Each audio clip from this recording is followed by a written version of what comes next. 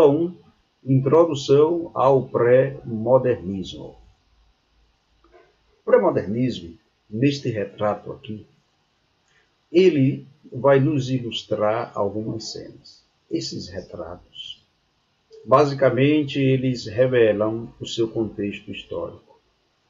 São cenas, né? São fotografias que refletem um pouco do contexto histórico da época, de 1902 até 1922. O pré-modernismo ele termina na Semana de Arte Moderna, conhecida como a Semana de 22. Esse assunto nós vamos estudar aí na terceira unidade. Então vamos lá, atente-se aqui.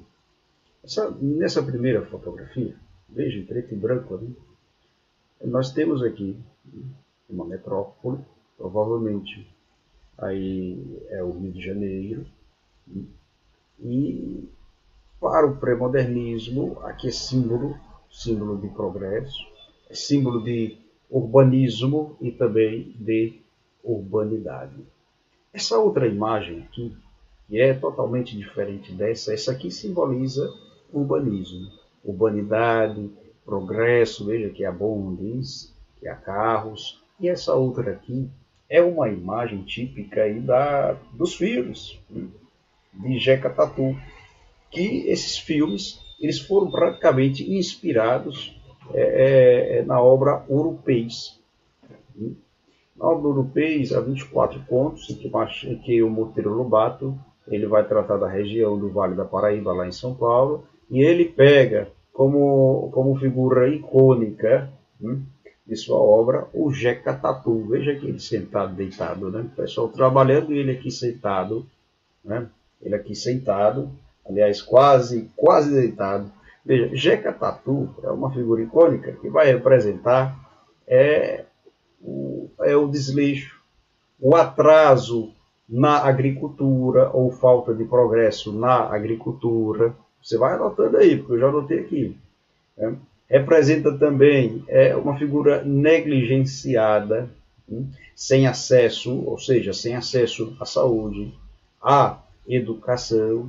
E o Jeca Tatu também ele representa a ignorância, ou seja, é uma figura iletrada, uma figura sem estudo. Ele é símbolo do caboclo ou do caipira, que vive no vale do Paraíba, que não quer muita coisa com o progresso. Monteiro Lobato ele critica, ele expõe essa figura para criticar que há muita gente assim como ele, né, preguiçosa, que não adere ao progresso e que também é desassistida pelas autoridades ou pelos poderes públicos. Então, Monteiro Lobato, ele aí é bem satírico com relação à figura do Jeca Tatu, e vale a pena ler Urupês. Se não tem ainda, pega, se não baixa aí em PDF, no site lelivros.com você vai encontrar, ou se não, no site dominiopublico.com.br. Essa outra figura aqui também, veja só, pessoas dançando, né? Pessoas... Aqui a gente é uma imagem que vai retratar imigrantes, provavelmente imigrantes alemães que chegaram ao Espírito Santo, aí já no início do século XX. E a obra que trata sobre a imigração alemã, a vinda de imigrantes alemães ou de famílias alemãs ao Espírito Santo, é a obra Canaã, do grande Graça Aranha. É uma obra que vale a pena ver também, vale a pena ler, e ela trata de uma disputa entre irmãos, um irmão que representa a paz e outro irmão que representa a guerra, a ambição, etc. Essa imagem aqui também representa aqui o Brasil cafeiro, né, a República do Café, o Brasil como um grande exportador de café. Isso aqui provavelmente é no Vale do Paraíba, uma pessoa muito humilde também, trabalhando. Né? Veja, o que a gente pode aprender mais disso, né? Do pré-modernismo? Aqui tem personagens famosos, Tem personagens da burguesia, provavelmente não. A gente vê pessoas até então que não têm uma certa fama. São personagens não oficiais de um Brasil não oficial. São personagens de um Brasil até então relegado. São personagens do dia a dia, personagens comuns. Então o pré-modernismo ele já vai preparando o modernismo para se trabalhar, para que os escritores posteriores eles consigam trabalhar, fazer denúncia social, fazer uma arte literária mais livre, não voltada para personagens burgueses, com muito simbolismo, com muito romantismo, o que vale a pena se colocar aqui no pré-modernismo é uma arte realmente que trabalha o social, que é capaz de temperar o Brasil, né, mostrar as facetas do nosso Brasil. Um Brasil que não é ser feito de metrópole, um Brasil aqui da época que não está voltado somente para a capital da República. E é um Brasil também que não deposita, que não depositou mais a plena confiança na República, mas é um Brasil que exige melhorias, que trabalha por seus direitos e deveres, é um Brasil que mostra o caipira, é um Brasil que mostra os imigrantes, é um Brasil que mostra personagens em conflitos. Isso a gente vai ver mais à frente. Tá ligado aí? Tá compreendendo? Então vamos adiante. Algumas obras pré-modernistas, importantíssimas, gente importantíssima. Veja, Os Sertões, de Euclides da Cunha. Nas minhas aulas sempre eu começo com essa obra porque ela é pano de fundo do pré-modernismo. É uma obra marcante que praticamente ela vai ali abrir o pré-modernismo, juntamente com Triste Fim de Policarpo Quaresma. Essa obra foi criada, narrada por um jornalista, Euclides da Cunha, um homem também que tem formação militar, geográfica, etc., um homem até então culto, que a mando de um jornal de São Paulo foi para lá, a Canudos.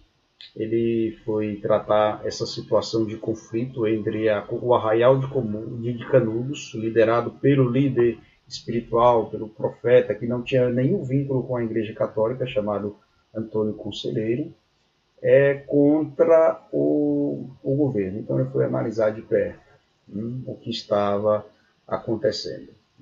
Esse conflito, essa campanha de Canudos ou Guerra de Canudos, ela aconteceu devido à desobediência de Antônio Conselheiro e de seus líderes. Assim narra Euclides da Cunha, que tem uma formação positivista e uma visão muito negativa de Antônio Conselheiro.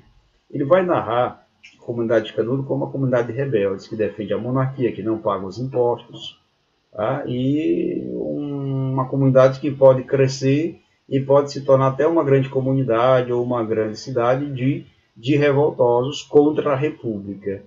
Veja, Canudos representa o que? A monarquia, representa a devoção cristã católica simples, composta de pessoas iletradas, etc. Antônio Conselheiro também, ele conseguiu arrebanhar para a sua turma cerca de mais de 3 mil pessoas, 3 a 5 mil pessoas, também pessoas fora da lei, como cangaceiros ou matadores. E Euclides da Cunha ele vai narrar também as incursões das tropas militares em Canudos, né? Que fica ali às margens do rio Vaza Barris. Hoje existe a nova Canudos, a velha Canudos. Ela foi inundada na década de 1960 a partir de um projeto de Getúlio Vargas, né, quando ele fez aí na década de 40. Então veja, duas forças, uma força de rebeldes, comunidade de Canudos, arraial de Canudos, versus as tropas republicanas, comandadas pelo governo, que representam a República. Foi um banho de sangue. Foi até... Foi uma... Alguns historiadores dizem que foi uma batalha. E assim, Euclides da Cunha, que esteve lá, que esteve já em loco, no local, ele testemunhou, descrevendo, passo a passo. Escreveu a região, fez descrições geográficas, falou sobre o homem, sobre o sertanejo, afirmando que o sertanejo é, antes de tudo, um forte, que é o homem que resiste também às condições climáticas e geográficas, que resiste à seca, que resiste até situações de fome, né? E como também ele faz descrições da guerra, né? em, em algumas campanhas, em 4 campanhas. No final, o governo federal vence, restam algumas pessoas de Canudos, homens, mulheres, homens idosos, algumas mulheres e crianças. Todos que participaram diretamente do confronto em Canudos foram mortos e até decapitados. A outra obra, ela também vai tratar de uma revolta. Ela tem, no seu pano de fundo fictício, ou seja, na sua narração literária, seus acontecimentos, a figura deste personagem aqui, Policarpo Quaresma. Major Policarpo serve ao exército, homem culto, um bom leitor, que adora tocar violão e que tem um grande sonho. Esse sonho acabou virando um grande problema para ele. Ele desejou, ele cultivava, né, um grande patriotismo, um grande amor à pátria, e um amor até então exagerado, exacerbado. Ele queria que a língua oficial do Brasil não fosse a língua portuguesa. Ele rejeitava tudo que vinha de fora, né? Inclusive ele rejeitou até o violão, porque depois descobriu que era um instrumento musical, e ele estava aprendendo. Veja, ele queria o tupi-guarani como a língua oficial. Isso foi rejeitado na Câmara. Ele também afirmava que as terras eram muito produtivas. E ele tinha um desejo muito grande de que o Brasil fosse melhorar. E ele acreditava que o Floriano Peixoto, né, que governou aí praticamente 1889, depois 1889 a 1894, né, depois que o Marechal Deodoro da Fonseca renunciou, ele acreditava, ele pintava Floriano Peixoto como um grande cara, como um grande gestor, como um grande estadista, mas na verdade Floriano Peixoto é conhecido como Marechal de Ferro. O seu governo é conhecido como a República da Espada.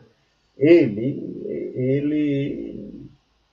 mandava prender quaisquer opositores que se opusessem ao seu governo, o que veio com isso, com esses desbandos, com essa rigidez fria dele, aconteceu 2 revoltas, chamada Revolta da Armada, em 1893, aí em 1894, né, que unidades da Marinha resolveram tomar alguns navios da Marinha e mirar os seus canhões para a capital, o Rio de Janeiro, para a capital da época, o Rio de Janeiro. Mas o governo venceu essa batalha e todos os seus opositores eles foram condenados e muitos foram fuzilados. Entre eles, aí depois dos sonhos da língua do Tupi-Guarani, depois que comprou um sítio, viu que a terra não era tão produtiva assim, e depois viu que o seu símbolo maior de patriotismo, Floriano Peixoto, era um carrasco. Policarpo Quaresma, ele teve um triste fim. Ele descobriu que todos os seus sonhos todos esses sonhos que ele cultivava desde os 18 anos, nada mais era do que uma ilusão, uma mentira. E ele foi até o Floriano Peixoto, né, fazer algumas reivindicações. O Floriano tratou durante a revolta armada como um revoltoso, como um traíra, e aí ele foi condenado ao fuzilamento. A outra obra aqui é de Clara dos Anjos. Aqui a gente entra numa linguagem coloquial, a gente entra aqui num cenário do subúrbio carioca. Veja, Clara dos Anjos, uma personagem do Grande Lima Barreto. Ela é descrita como uma mulata, bonita, carioca, ingênua, inteligente. é filha de um funcionário dos Correios e de uma dona de casa. Ela é um encontro casual em sua casa. Ela conhece um cara que toca violão chamado Cassie Jones. E esse cara começa a seduzi-la. Ao final de tudo, não acabou bem. Clara acabou engravidando. Ela e sua mãe foram tirar satisfações com a própria mãe dela, né? E aí, com a própria mãe dele, e aí a mãe de Cassie Jones diz que o filho dela não casava com uma mulata, ou seja, não casava com a negra e tampouco casava com uma pessoa pobre. E Clara veio aos prantos. Final de tudo, em resumo, Clara dos Anjos é símbolo do preconceito social e do preconceito racial. Foi enganada por um cara, por um conquistador barato, e uma personagem no livro foi até perdeu a vida por conta dele. Ele dava golpes também nas pessoas. Então ela foi traída covardemente pelo Cassie Jones. Clara dos Anjos é uma leitura obrigatória. Está aí também para vocês lerem. Quem não leu, pelo amor de Deus, aproveite esse tempinho de quarentena aí e leia, certo?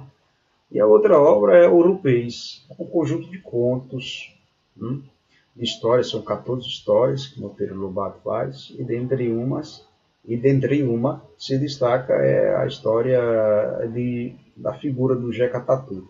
Esse Jeca Tatu, como eu já falei, no slide anterior, ele é símbolo da ignorância, ele é símbolo do descaso público, porque ele não representa o progresso econômico, por ser um cara iletrado e por não se dedicar à agricultura no Vale do Paraíba. Ele tem um terreno e ele planta somente o necessário para sobreviver. Ele é conhecido como símbolo da lei do menor esforço. É um cara extremamente preguiçoso.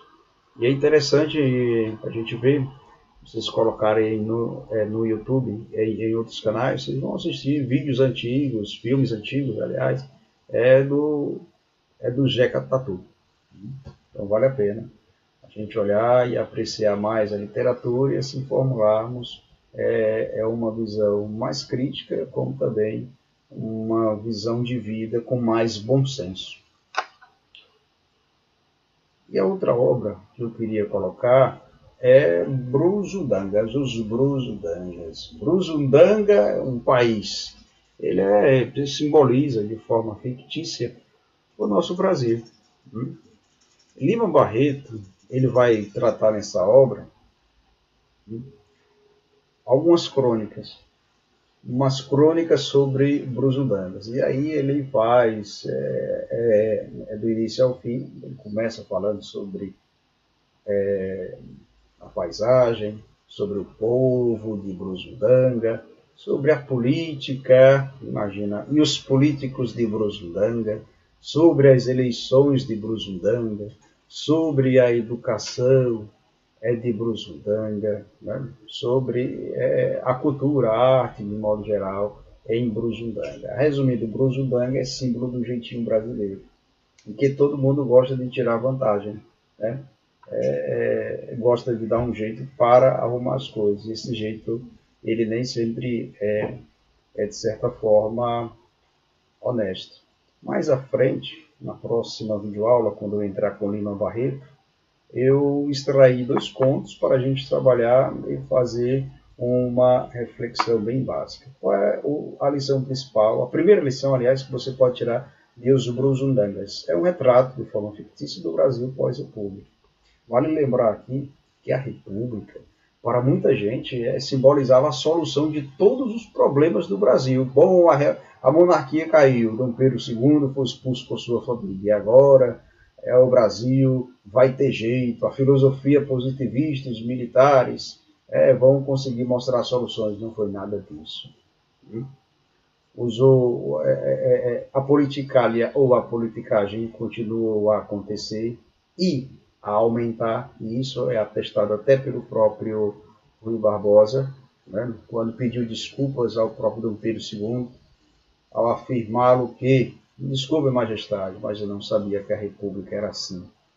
É a República que adotou a democracia, ou seja, o governo do povo, representado por alguns membros políticos.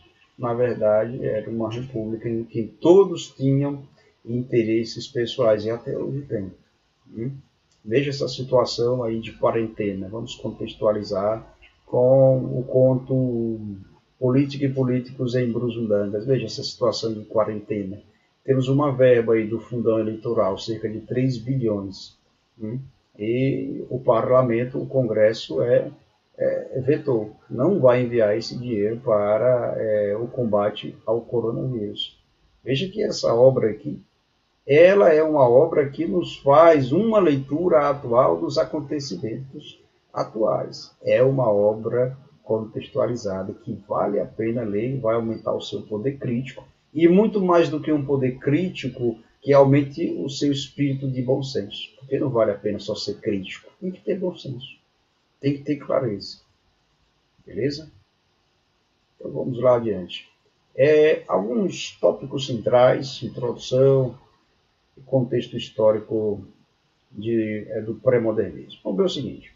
Segundo muitos estudiosos da literatura brasileira, o pré-modernismo foi um período de transição entre o simbolismo e o modernismo. Simbolismo significa uma escola literária que era caracterizada pela sugestão, pelo sentimentalismo, pela imaginação exagerada. Em Portugal, os simbolistas eram conhecidos como nefelibatas, ou seja, poetas que vivem nas nuvens, imagina só.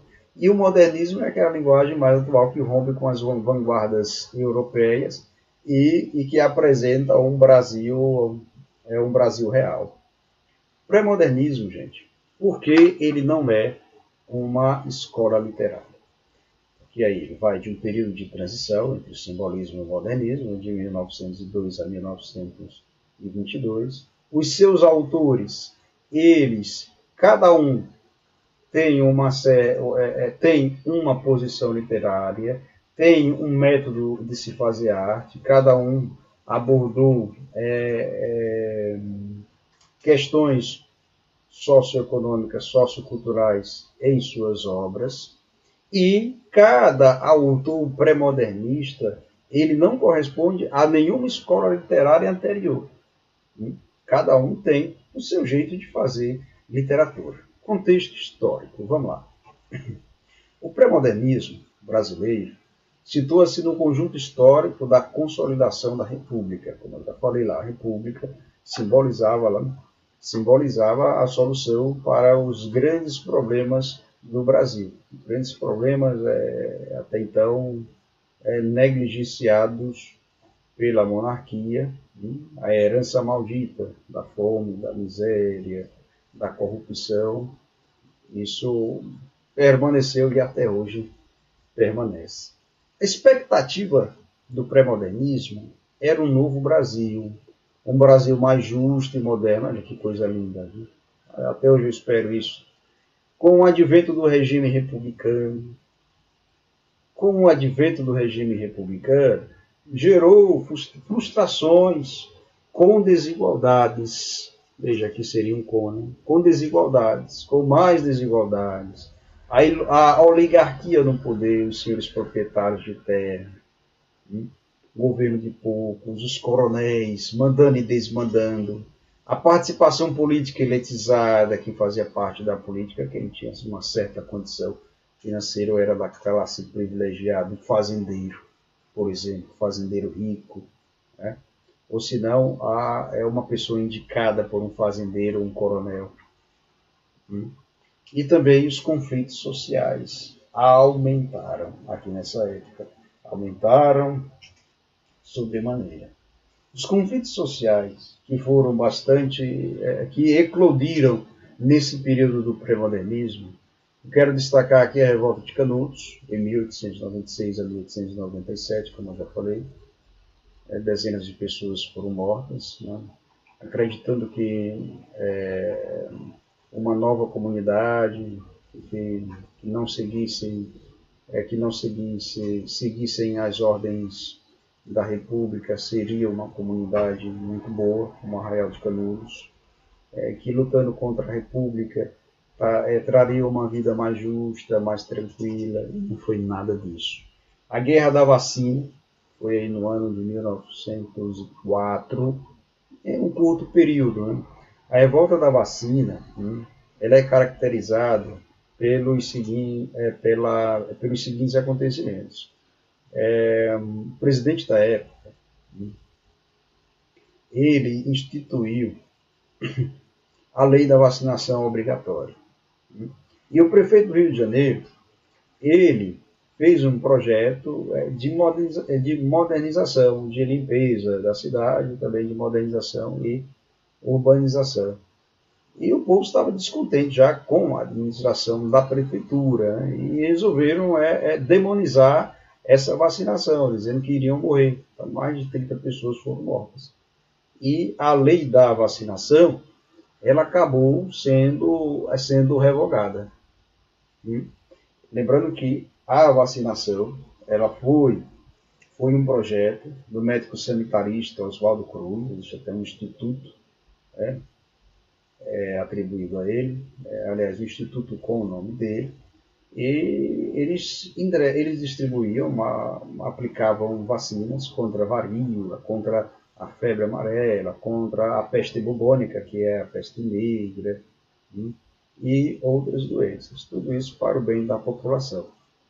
Outro conflito que aconteceu aí no período pós-república foi a Guerra do Contestado. Aconteceu lá entre Paraná e Santa Catarina. Foi um conflito entre representantes dos estados, e do governo federal contra alguns poceiros e pequenos proprietários de terra. Poceiro era aquele que que ocupava uma terra que não era fértil e que o governo emprestava. E aí foi uma grande confusão e que depois acabou. Depois, outro problema aqui, após a República, veio o cangaço, né? Muitos jovens destemidos e sem muito rumo na vida foram aderindo ao cangaço, né? Fora da lei, que passava de canto em canto, colocando medo, roubando, e diziam que roubavam para entregar aos mais pobres, etc. A gente lembra aí do grupo do cangaço de Lampião, né? E a revolta da Chibata foi outro grande acontecimento, lá no Rio de Janeiro, liderado por João Cândido. Os marinheiros eles estouraram de vez, resolveram se manifestar contra a alta cúpula da Marinha brasileira, porque eles aplicavam para falhas. Se o marinheiro cometesse qualquer falha, ele era castigado a tomar chibatada. Esse movimento ele durou pouco. A Marinha cedeu, mas logo depois o governo mandou prender a todos os revoltosos. Então, tudo isso, gente, foi basicamente explodindo pelo Brasil afora. É muita coisa, não? Veja, então, o que ilustra o contexto histórico do pré-modernismo. São basicamente esses conflitos sociais, a oligarquia, a política elitizada, dos mais ricos e dos coronéis. Então, esse contexto ele influenciou a produção literária das duas primeiras décadas do século XX, repito, de 1902 até 1922. As principais características do pré-modernismo no Brasil. Vamos ver aqui, passo a passo, tintim por tintim. Vamos lá. Veja assim. Primeiro, abordagem de problemas sociais brasileiros. Desigualdade, conflitos, pobreza e exclusão social e política. Os temas que serão retratados principalmente nas obras de dois importantes escritores do período, Lima Barreto e Euclides da Cunha. Lima Barreto, ele faz uma denúncia social da condição social do Rio de Janeiro. Pega a Clara dos Anjos, ele vai falar do preconceito racial e também do preconceito de classe. E Euclides da Cunha, veja aqui na minha série, Euclides da Cunha, ele faz aí um grande relato histórico e literário, histórico, geográfico e literário, da situação de Canudos, da campanha de Canudos contra as tropas do governo. Né? E também ele pincela, ele dá destaque à figura do sertanejo, porque o sertanejo, ele resistiu à guerra de Canudos, ele não se entregou, foram até o fim. Outra característica do pré-modernismo é o regionalismo, é a valorização de aspectos culturais de regiões do Brasil, ou seja, a terra, a cultura, a religiosidade que está presente aí na obra de Euclides da Cunha, Os Sertões,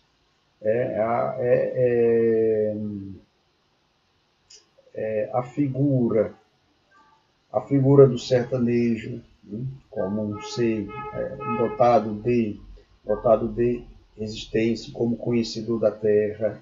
E também, outro ponto importante, é a linguagem da terra, a linguagem regional, que é registrada por vários dialetos, por várias formas de se falar, com vocabulários próprios da região. A estética literária apresenta os valores do naturalismo, lembrando que o naturalismo, lembra lá da obra O Cortiço, de Aloysio Azevedo? O naturalismo, ele defende aqui a descrição, a apresentação de um personagem instintivo, forte, de um personagem que basicamente se apresenta como que não se esconde atrás de hipocrisias. E aí, numa obra naturalista, ele narra, basicamente, não só um ser um ser idealizado. O naturalismo, ele narra o ser humano como ele é, um ser de vícios, um ser propriamente de falhas, um ser instintivo. Outra característica do pré-modernismo é a mistura de estilos literários de escolas anteriores. Veja que o pré-modernismo ele vai beber do naturalismo, que trabalha aí, o lado biológico do ser humano, o lado instintivo do ser humano, como também ele vai beber do realismo, trabalhando o lado psicológico da personagem, das personagens. Na obra Clara dos Anjos a gente vê um pouco disso, um pouco de naturalismo e um pouco de realismo. A linguagem coloquial foi aqui apresentada como uma grande novidade cultivada pelo modernismo. Ela foi apresentada aí no pré-modernismo pelo grande Lima Barreto. Lima Barreto, autor de Triste Fim de Policarpo, de Clara dos Anjos, de Os Brusundangas e diversas outras maravilhosas obras. E outra característica do pré-modernismo é o surgimento de inovações técnicas na forma de expressão literária diante do conservadorismo que permanece. O pré-modernismo ele não é academicista, ele trabalha com uma linguagem coloquial, com neologismos, com palavras próprias da terra. E fazendo uma revisão bem bacana, destrinchei aqui 5 características do pré-modernismo que vale a pena a gente lembrar. A primeira delas é a ruptura com o passado, com o academicismo. Com exceção aí da linguagem de Augusto dos Anjos, porque ele é um cara que tem um grande conhecimento, um grande professor, e ele institui aqui termos da biologia, da física, ao colocar termos não poéticos. Cuspe, vômito, escarro, isso para o crítico literário, para quem era amante da literatura, foi basicamente como uma agressão, Ixi Maria, que poesia mórbida, que trata da morte, que trata de verme, de cuspe, que coisa. A gente vai ver mais à frente. Segunda característica é a denúncia da realidade brasileira, é a negação de um Brasil herdado aí do romantismo e do parnasianismo. Há uma apresentação do Brasil não oficial, do sertão nordestino, dos caboclos do interior e dos subúrbios, ou seja, são personagens até então desconhecidos, escondidos do Brasil oficial, né? E que são colocados nessas obras e que choca também o público leitor, o público burguês fica chocado com isso. Outra terceira característica é o regionalismo, é um grande painel brasileiro, ele vai tratar do Norte e Nordeste, na obra Os Sertões, o Vale do Paraíba, interior paulista, Urupês, Monteiro Lobato, o Espírito Santo, trata da obra Canaã, de Graça Aranha, e o Subúrbio Carioca, ele trata da obra aí de Clara dos Anjos, de Lima Barreto. Quarta característica, tomando água aqui, rapidamente, tome sua água, viu? É bom se hidratar.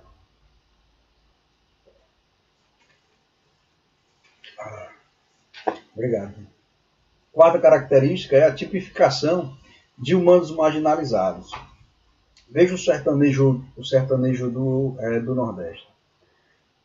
Euclides da Cunha ele vai descrever com bastante precisão a luta e a resistência do sertanejo. Como também Monteiro Lobato vai descrever a figura do caboclo, Enjeca Tatu, etc.